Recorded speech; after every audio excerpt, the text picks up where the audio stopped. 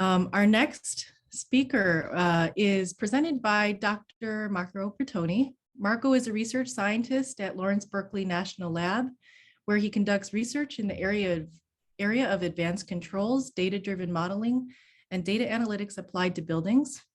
He leads a team of researchers working on optimization of building operation and building to grid interaction. Marco has a multidisciplinary background spanning mechanical engineering, building science, data science, and human behavior. He holds a PhD and Masters of Science in Mechanical and Aeronautical Engineering from UC Davis, and a Masters of Science in Industrial Engineering from the University of Bologna in Italy. And his talk today is going to describe new research and industry efforts to bring new controls and analytics technologies to market, which will enable more dynamic operation of commercial buildings. So Marco, take it away. Thank you. Can you see my screen? Yep, we can see it. Great. Well, it's an honor to be here. Thanks, everybody. I'm following Elliot, who gave a great introduction to what I'm going to talk about. So my talk is focusing on kind of research and not, completely abstract research, but very applied research that has consequences and is going to influence future standards. Those are ASHRAE standards that are coming up. And I think this is an important talk for this audience because the next generation of workforce is going to have new skills that they currently don't have to handle these new things coming up down the pipe. And I think there's a lot of opportunities, but also a lot of challenges. So this is my talk, and there you go. So I'm going to talk about scalability and portable applications, and I'm going to explain what portable means from a computer science point of view. I'm going to talk about semantic interoperability and ASHRAE standard 223P, and digitization of control sequences, which is ASHRAE standard 231P. And I just added a picture of the thermostat because Elliot mentioned, Post-its, and this says close the door and windows. And I actually wrote a paper on folk labeling, people just writing notes on how to do things, which is related to control sequences. This is exactly the same picture that Elliot had from the EMIS kind of framework. And what we're going to talk about today is relates to fault detection and diagnostic, automated system optimization, and building automation systems. So if I have an FDD application or advanced control application, and I have one building automation system represented there on a building, what means to be scalable is asking the question if I can apply the same application to a second building with a different type of bags. Can I just reuse the application? How long does it take to convert the application that works on building number 1 to building number 2? And this is sort of pretty evident from the difference between IT domain and smartphones and smart buildings. So everybody knows that if you develop an app for a phone, it takes X months to develop the app, and then you just click a button, takes 30 seconds, and it's running on your phone. Different phones with different features. And so if you need to do 4 million phones, well, it's going to take you, a total of 4.3 years of people time from different people. But if you want to do the same thing for a smart building, so you have an FDD application or other EMIS application, what typically happens is that you develop the application and then you deploy the application on a single building. So it takes several months, and then you go to a different buildings and you start over. And so to do 4 million buildings, which is Biden's goal for retrofits, in his plan, is going to take some million years. So obviously this current practice is not scalable. But if you have been working in buildings, you know that smartphones in buildings are not the same thing. So what are the reasons why apps for buildings are so hard to run on different buildings. So let's first of all be precise. Start with an example, which is FDD. FDD for large commercial buildings. This is what Elliot was saying before. Most of these tools work with a building automation system and a built-up HVAC in larger medium commercial buildings. So let's start from this side. There's obviously many other things in the commercial building space. There's rooftop units and simple controls. So we go from one spectrum, which is simple and similar systems, to more complex of one-of-a-kind systems. And we're in this area. So the first reason why it's so hard to write a portal application where we can move from one building to the next is that obviously the heterogeneity and complexity of buildings. This is a quote: every building is a prototype, no two are alike, which is kind of funny, but also kind of sad. There's a multitude of equipment vendors with different capability and features, custom design system and use cases. Every retrofit is a one-off. And in addition to that, things change over time. So these are, for example, 3 graphics of air handling units that have more or less the same function, which is providing conditioning to the zones that are on the other side and have completely different layouts. This one has 2 fans and 2 parallel coils. This one has a preheating coil. This one doesn't have a cooling coil and doesn't have a return fan. This one has a slightly different configuration. So these are actually, real problems, and systems are very different. The second issue is that when you have a building automation system, you're trying to, write an FDD application that, works with that building automation system, the integration is not an easy task. So typically control system, and people who have been working in this space, know this already. I don't have to repeat it, but they typically have like silos type of software where the vendor 1 doesn't work with vendor 2, doesn't work with vendor 3. So what you would like to have is having applications that have a common interface to the building automation system. But what you typically end up having is 2, different buildings that we showed before with 2 different proprietary controls. And then you need to add a gateway, which does like some integration and uses a standard protocol such as BACnet. And then you can sort of write the application on top of this. This type of system, this type of problem can be partially mitigated with protocols like BACnet or KNX, but it's still quite a bit of work. In addition, the architectures are fairly complex, and some of the integration pathways, for example, using a data warehouse or a database to retrieve the data, makes, for example, two-way communication controls not viable. So multiple paths are possible. Some of them allow to run, only read-only applications. Others allow you to write both type of applications. The third level of problem is, even if you have BACnet and you can quickly communicate with all the devices, when you get the data, the meaning of the data is really hard to get. So you typically have what we call metadata, just the description of the data, that is very hard to interpret. You need the facility manager of that building with you to decode what it means. For example, we have the air handling unit that I was showing before, and we have a system that has duct static pressure highlighted there. It's full sentences. This is represented by a point in the system that has a trend, and typically it's like shorter. And this is an example from a paper we wrote.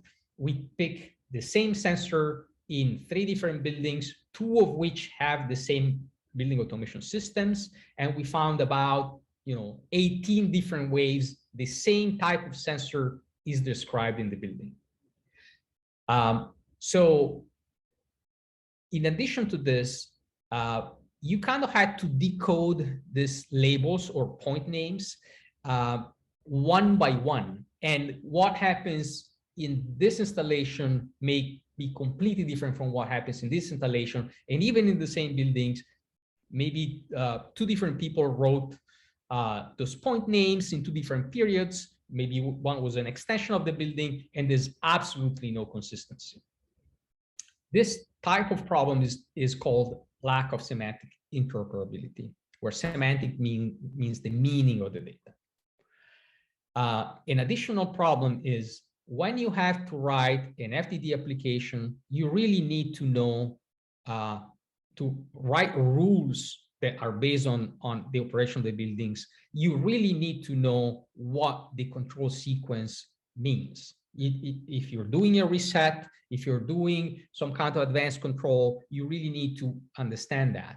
And currently, these sequences are not easy to extract, are embedded in the building automation software. They are in proprietary code, and they're very hard to understand from a software perspective. So if I have to write, code that takes that sequence and interpret and says, oh, you're doing reset at 5 a.m. every day, and these are the parameters, this is currently impossible. I add another picture because those are pretty awesome. So let's look at semantic interoperability as first problem in implementing portable applications. When I have to install a configure an application, and Elliot has this wonderful diagram with the different steps. What you typically have to do if you're the service provider, if they're FDD provider, you have to go into the building, talk to the IT and cybersecurity people, figure out how to network, which is kind of the problem number one we listed before. And when that is defined, you have access to the data. And then there's this whole sort of problem, which is all the semantic problem, where you're kind of trying to infer from drawing, graphics, point names, any other random information in the building, what the data means, taking this data, mapping it to your internal application schema, and then develop, customize, or configure full detection rules. This is typically a very painful and costly process because you need very high skilled engineers. These engineers have to gather all the sources of information. Some of the information is not reliable. They have to talk to the people in the building. They have to understand how things work, and it takes kind of forever. So if you think again, you want to multiply this by 4 million people, you don't have the amount of people necessary to do it, and it takes forever. So this is typically not a great way of going from having your building automation information kind of coded and embedded in your system to extract it and use it to set up your FDD application. This could be potentially with a different setup, highly simplified and be much less expensive and allow scalability if we had semantic models. So what are these semantic models? So Elliot mentioned some of these before. Basically, these schemas are methods of standardizing how you talk about your buildings. So for example, the simplest one is let's find naming conventions. So for example, let's call all the duct-stacked pressure sensors that I had shown before something specific. Let's call it, with a specific name. If I can do that, and that is consistent across buildings, I have an easier time, mapping those to my software. However, these long names are very static and very rigid as a structure. So I have to really go crazy to indicate in the same sensor what type of sensor, what is the type of equipment it refers to, what is the sequence of equipment in my duct system. It gets kind of insane. There are various suggested names from different vendors. Those are typically not implemented in the field consistently, and they're kind of a nightmare. About 10 years ago, maybe 8 years ago, to solve that issue, Project Haystack emerged as a open source project funded by an organization of companies, mostly related to a specific FDD vendor, that tried to change kind of the way they are doing that. Instead of using names, they use tags. Tags are the same thing you use in your, Google web electronic email. So you give, instead of calling something supplier temperature set point, you just provide tags that are supply, air, temperature set points. And a group of these tags corresponds to a tag set, which corresponds to a concept. So this way is much more flexible. You can have any number of tags. Some of the tags can be marker tags. Some of the tags can refer to other type of systems. And it's fairly intuitive for the user. So those are, kind of the first step. After that, Brick is another initiative, which was born mostly from a university consortium that kind of worked based on Project Haystack and other standards at the time to improve over it and kind of give it more like a computer science point of view. And ASHRAE 223P is a new standard that is being built right now, and LBNL and other parties are collaborating to kind of compromise between Haystack and Brick, and also provide additional functionalities for additional use cases. All right, so this is all kind of either recent or just happening right now, and people may be very confused. So I made a table here to summarize some of the things that are happening, and you can see here, I think is the first thing we want to look at, is naming conventions are widespread, and they are very easy to implement, and they need no tools, but they're not flexible, they're not machine readable, and they are consistent. Project Haystack is now deployed in tens of thousands of buildings. It's been around for a while. There's companies that support it, which is great. Uses tags, but has a lack of structure, is still kind of informal. And the result of this is that you may have different dialects. So the implementation of Haystack in a company or in a building may be different from another one. And so if you want to write an application that runs on both campuses, it's very hard to do. So Brick came along, defined classes and other properties to build on top of Haystack. And currently it's still, in initial phases. There's several companies that are now pushing this technology. It's starting to be adopted, but it's much more complex. Uses a technology called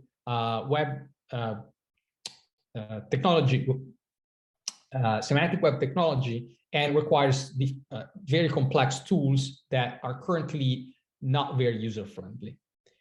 ASHRAE 223P is still under development.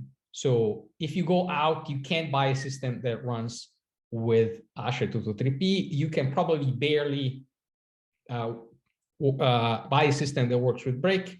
You can buy a Haystack system, and you can find a lot of these systems. So why am I discussing that? Because I think this is the direction of the future, especially these two initiatives and Haystack 4, which is not listed here, but is basically a version of Haystack based on the changes that have been introduced by Brick. And this is going to be a new way that people are going to try to map your digital twin, your representation of the buildings, so that is not just embedded in your building automation system, but it's external to it, and multiple applications can use it to write against. So this is like a completely new point of view, and it's kind of futuristic, but it's going to come. in a few years. And I think it's important to think about what are the implications for workforce development. This is an example of brick to be not completely abstract. Brick is a graph. The graph has points, nodes, edges, and these represent, for example, a handling unit that feeds a VAV box that has multiple parts, endpoints, which are the sensors, and it's connected to a zone that has is part of and serves multiple rooms. This graph represents a little piece of the building. And all right, so what can you do with this stuff? Is this just a, wonderful exercise for computer scientists to get their degree? Well, we show that this is not the case. And there's a wonderful talk at BEST a couple of years ago by Gabe Fierro, who's now a professor at Colorado School of Mines, who leads the brick development and describes also this. So we developed a data set of more than 100 buildings that have all the data, the time series data, the trend data, and models for each building. And we demonstrated that you can write applications that run on all the buildings that have the adequate structure. So those are MNV application, FDD application, advanced sensors application. And those are, for example, in Python, 100 lines of code of an application, 3 lines of brick code, and run on 33 different buildings without changing one letter.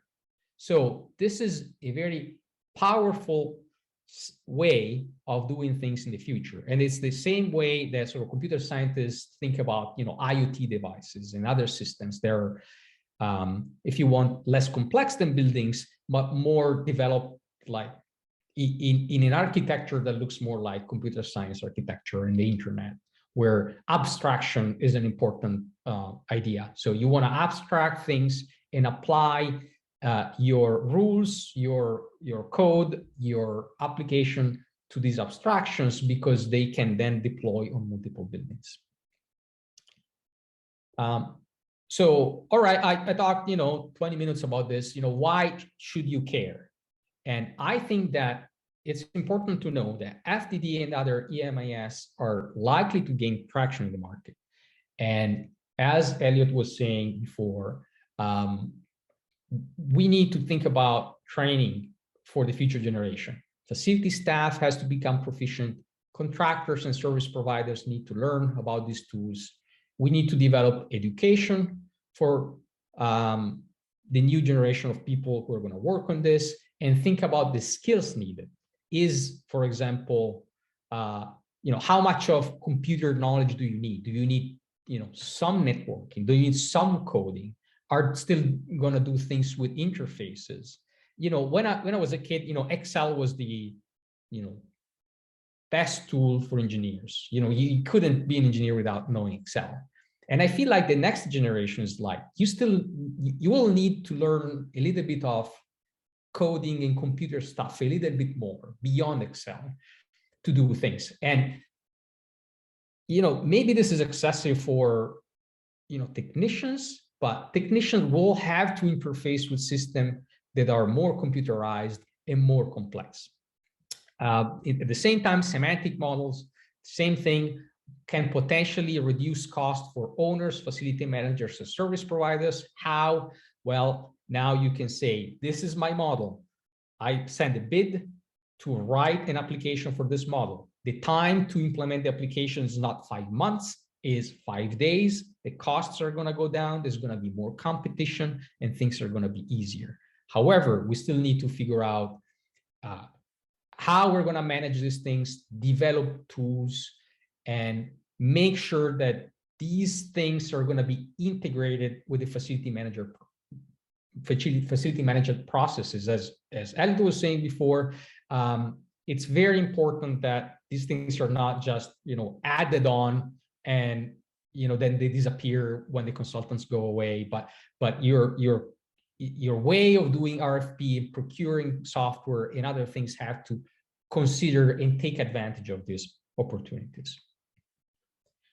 I have another topic which is related to this, and it's point number 4 I had before, the digitization of control sequences. As you can see, that's a very digitized switch that has winter, summer. We don't know what it does, but if it's winter, it should be down.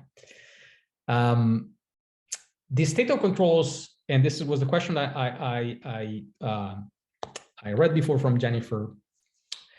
Controls are the Achilles heel of commercial buildings because they're implemented by people kind of manually and kind of poorly. And the current process for control design, delivery, or operation is error-prone, ambiguous, and labor-intensive. Let me show you how it looks. And people may be already familiar with this, but if you're not, let me tell you how it works. There's new high-performance control sequences being introduced by ASHRAE. Those are pretty awesome, have high potential. I'm going to show you in a couple of slides the potential savings. They are huge. But to implement those, you have to go through this kind of mind-blowing process. The building owner puts out an RFP to upgrade your controls. The control designer develops a design intent Word document in English, and then writes the sequence operation theoretically as language description, tens or hundreds of pages of description. And then this document goes to the control contractor, who interprets what the hell the other guy wrote, and then write the control logic. And then this goes to the commissioning agents that has to still interpret everything.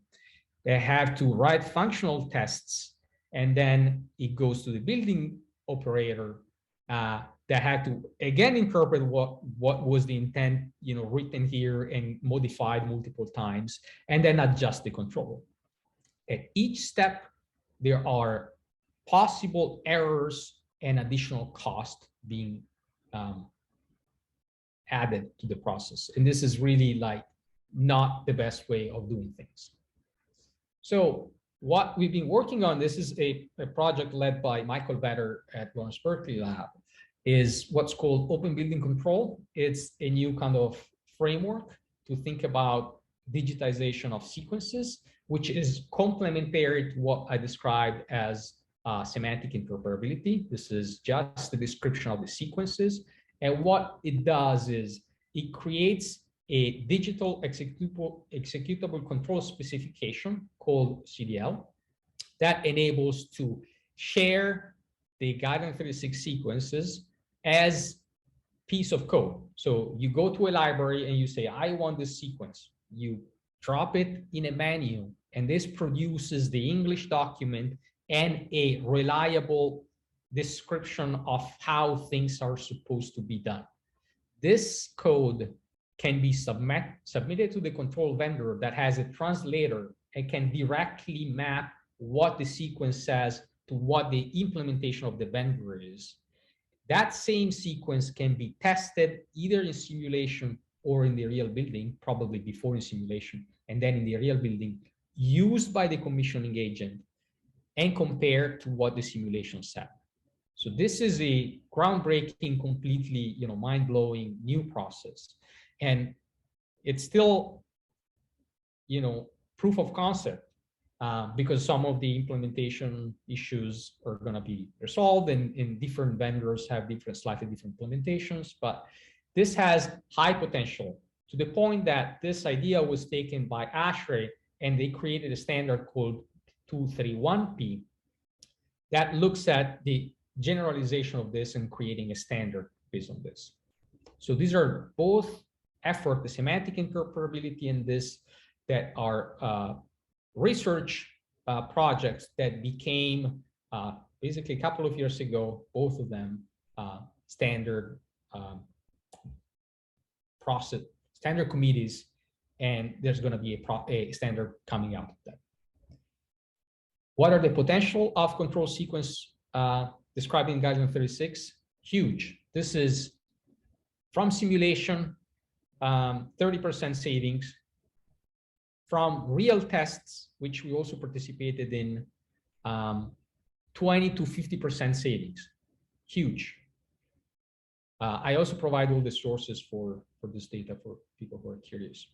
So how does everything kind of fit together? So you have the obstacles to portability, complexity, and heterogeneity, which is something we have to deal with. We can't change that. But the syntactic interoperability is solved by using standards. Use backnet. This is an Azure standard. Just use it, and it's going to be easier to doing the integration. Semantic modeling, 223P, is addressing this and developing a metadata schema that can be used. Digital representation of control sequences, 231P, and specification of building automation system and control sequences. This whole puzzle will allow to have scalable systems, or more scalable than they are now, despite being heterogeneous and complex. Why this matters to you? Because right now, if you're training people who go and become control technicians, they are gonna have to learn how to deal with systems that are not made and created and modified in the field, and they work for a single building, but with systems that are designed before, and changing these would be a modification to this whole system. And some of the workflows are not figured out yet. So it's important to ask the questions of what skills are needed, how these things are going to look like, what tools are needed. And I'm telling you now because this is gonna come down the pike in a few years. And so thinking in advance what type of training is needed and what is the role of this new workforce is important. So I am kind of summarizing everything here. EMIS, specifically FDD, but also advanced controls, are difficult to deploy at scale. There's new initiatives through Azure that are based on research projects that have the potential to be very, groundbreaking in the industry. And if those are adopted, the workflows, so what people do is going to change. And it's not clear yet how. And, this may still fail. I would hope not, but I think there's interest now in industry that has been kind of staying, not changing much for years in actually implementing this, because they have to have buildings. They are now, they have, better ventilation. They are dynamic. They have to be grid responsive. And so you can't do, business as usual control sequences anymore. And so this is going to be something they invest in. And there's going to be a consequence on what other people who work in buildings are going to do with them.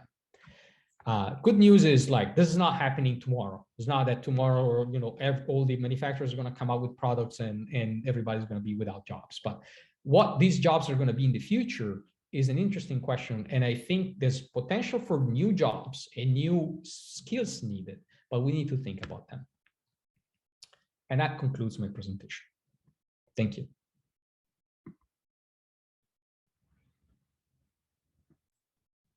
Thank you so much, Marco.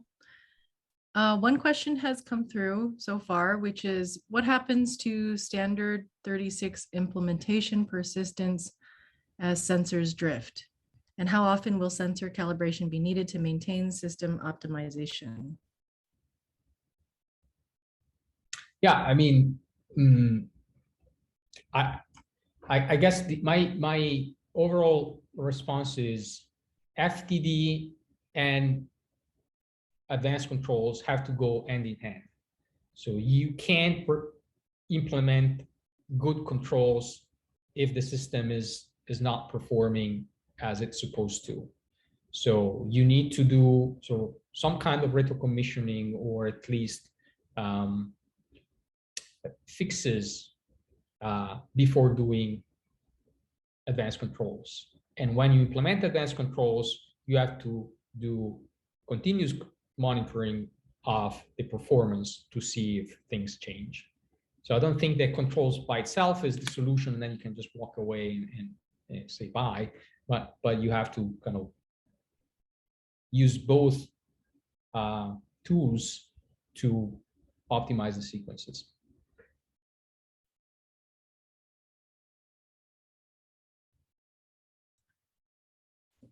That's all the questions we have so far, but please do keep them coming. I'm surprised nobody has asked about the significance of the turkey in the background yet. It's been chosen this morning. One other question just came in. Can you describe in more detail the new skills needed by building technicians? Yeah, I mean, I think it's still a question mark. I think that my experience with LBNL facilities and sustainability office, they have a retro commissioning team, and what they're kind of observing is that people that used to just go and fix stuff now have to go and look at those UIs from the FDD tool and have to start becoming more, knowledgeable on what is what and how things work beyond what they were doing before. So it's not just, go and fix the broken piece, but go there and then use this tool to see if what you're doing is effective or not. And so my feeling is that there's going to be more training needed for technicians that was before just limited to maybe your facility manager or the energy engineers. There's a doubt there. I don't know if that answered the question.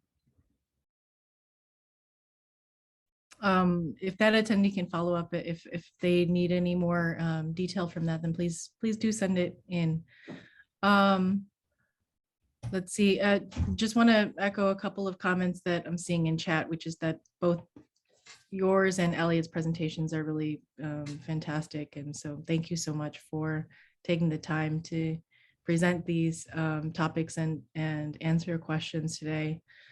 Any other questions from the audience today? We have another 5 minutes with Marco and Elliot. So happy to take those questions right now.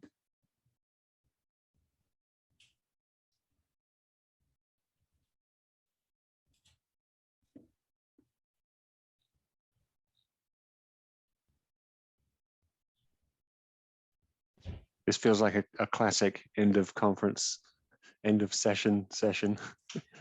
Like everyone's tired, ready to go home. Hungry moment. I have a turkey here. If you want to eat it, let's see it.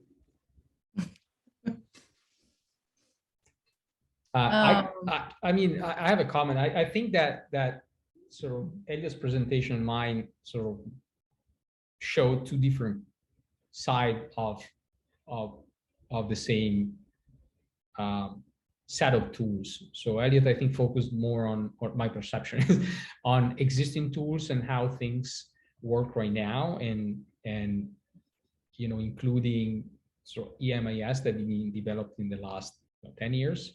And what I was trying to highlight, I don't know if it was effective or not, but was what is going to happen in the next 5 to 10 years. And we work, closely through ASHRAE with a lot of FDD manufacturers, control vendors, and I can see the desire to change things and kind of break the rules of nobody does anything because it's, we're going to just stay and wait. I think there's additional needs, and there's sort of the bell curve of adoption is going to be that, there's going to be a bunch of early adopters, and then things are going to move more to massive adoption. And maybe a question for you, Elliot, is do you think the EMIS tools, especially FDD tools, are now already in the mass adoption phase, or are we still kind of in early adopters? I'd say it's somewhere between that. I think there's enough critical mass of adoption that I can fairly confidently say these are mature tools.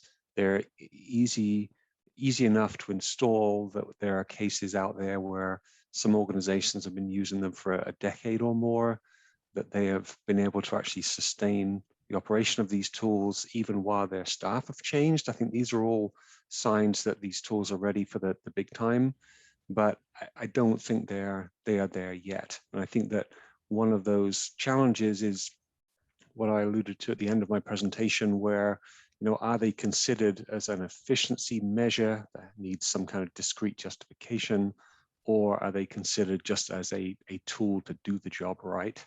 And I think there's a little bit of a split there in how that's treated, that tends to hold things back a little bit in my view. Thanks. Interesting. I wanted to speak. Oh, sorry, Laura. Well, I was No, just go going to speak to one of the comments that caught my eye. It says, do you think that the current paradigm model of operations, staffing, and resource allocation is adequate to take advantage of the new tools? Yeah, I think that's a really good question. That there's a little bit of a tension on the one side of, our analytics tools going to put people out of a job. On the other side, it's like, well, the fear that analytics tools just become another thing that someone has to remember the login for, and it's just a hassle. That there are reasons to naturally be concerned. I think that where we have seen a lot of success is where organizations, if they don't have a big in-house team, they're actually employing someone as a third party. Think of it as a culture change in how you do your operations, and any change like that is going to need some kind of injection of energy to kind of get you going to the point where you can say, okay, now we're proactive, we're doing more with the same resources.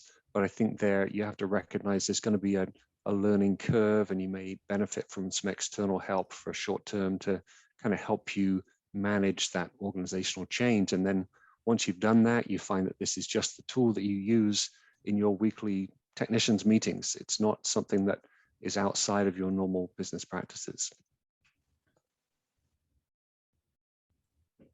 One question that came up is, how are we keeping design engineers apprised of this project and its progress?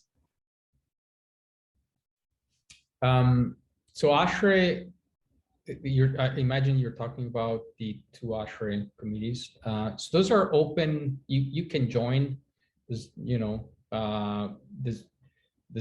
tens of people joining. Obviously, some design engineers, mechanical design companies, and a lot of software FDD companies and control engineers. There's no standard yet for neither of them, so it's going to take a couple of years. And if people are interested, they can join the discussion. But before we go and promote the standard, we need to develop them. And so so this is both an invitation of, if you think that people are interested, please send me an email and I'll put you in contact. It's open. You can join. There's no cost or anything. You can give your opinion. So all is welcome. But we're not doing promotion or anything yet, because things are still changing pretty dramatically every week. So it could be confusing. Yeah. And I think that addresses Robert's question about a practical timeline being announced for either of those new ASHRAE standards that you mentioned then. So 223P has been around for a while, and then basically it's been revamped a couple of years ago now with the leadership of Steve Bushby, which is a great guy. And that one is aiming to have a sort of something out for discussion, not anything final this year. Why I think 231P has been going on for less than a year or 1 year or something, so it's behind. So I think there's going to be some publicly available things for 223P, which is the semantic one, sooner in this year, 2022, or at least that's what we hope to do. The other one is going to follow. There's also a question from Peter. Hi, Peter. That says, talks about the other systems. And what I want to say is control sequences are mostly an issue for HVAC systems because they're very, very, very complex. But the semantic interoperability one, we are actively considering lighting as sort of an active piece. Other systems are sort of less discussed right now. Plug loads, not much, but there's a couple of people from the lighting industry and expertise in lighting that are providing their perspective. And the problems in modeling lighting system and HVAC systems are very different. The difficulties and the complexities are in very different pieces. HVAC is complex because it's, how the components are put together. A lighting system is fairly simple, but what's complex in a lighting system is that the experience that the user has is very complex. It depends on the position on the if you're close to a window, not close to a window, if you are like exposed directly to the light, if it's reflected. And so the experience of the user and the need of modeling the user is much more pronounced and complex in the lighting system than in HVAC, where you can just say the temperature is 72, who cares who's in the room.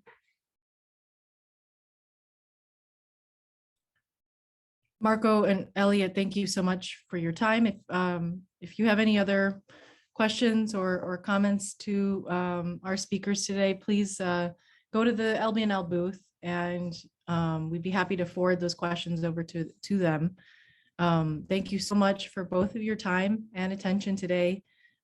Really great talks, and thank you for sharing your contact information to Elliot in chat. So I want to thank all of you, and I'll see you at the next session. Thank you so much. Thanks. It's been a pleasure. Thank you. Bye, everybody.